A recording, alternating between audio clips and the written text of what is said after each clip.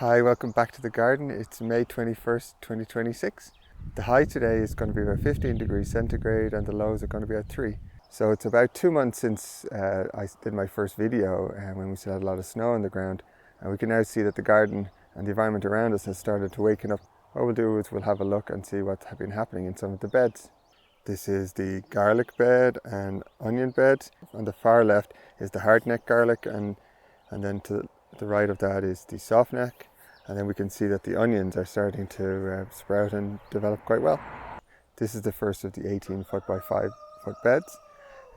This is a mix of brassicas and onions. The area here this is actually onion sets. We've had good results with growing onions from seeds ourselves hasn't worked out. So it's a bit of a mix of onions from sets and a bit of a mix of onions from seeds. Here's a section of this bed where we can see some of the cabbages that we grew from seed. These beds will be covered with netting for most of the season. This will protect them from the cabbage butterfly, the cabbage moth, and also from a leek moth. In this section of bed we have more leeks and onions, kale, broccoli, and some cauliflower and Brussels sprouts. This is a newly formed bed, and in this section we have carrots, parsnips, beets, turnips, and rutabaga. In this part of the bed we have some of our transplants. So this is celery that we started in January, I believe, and we also have some broad beans or fava beans, and we have some fennel. These are our potato beds. The potatoes are just about to break the surface. Probably one more water and the leaves will be above the ground, but because we have some potential chance of frost tonight, I'm not going to do anything with them. This is a new area that we're setting up for growing tomatoes this year.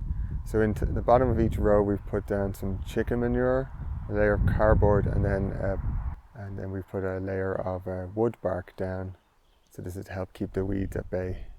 We will be setting up T-posts on the tops of each of the rows, and then running fencing wire along the rows, and then we can tie our tomato plants to the fencing wire. These two tarps are covering over the bed where we're going to be planting out our corn. Here we have some plant starts. Many of these plants we've bought from local farms. They have a bunch of varieties and they're able to get them started in greenhouses. Here we can see our strawberry patch. The plants have woken up and it's already started to flower. And just behind that is our blueberry patch. So here's our raspberry patch. You can see the kind of light green are the raspberries, and the larger leaves are some more of the strawberries. So the field was mowed 2 days ago, and quite a high setting on the ride-on mower.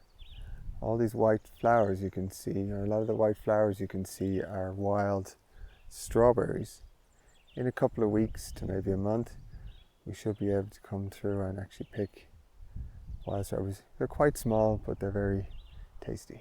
We found wild apples and other trees growing in the field, so we've taken an effort to protect them and mark them out. At the end of the season, we may end up digging them up and transplanting them into more convenient locations. Thank you for watching an update of our garden. Bye bye.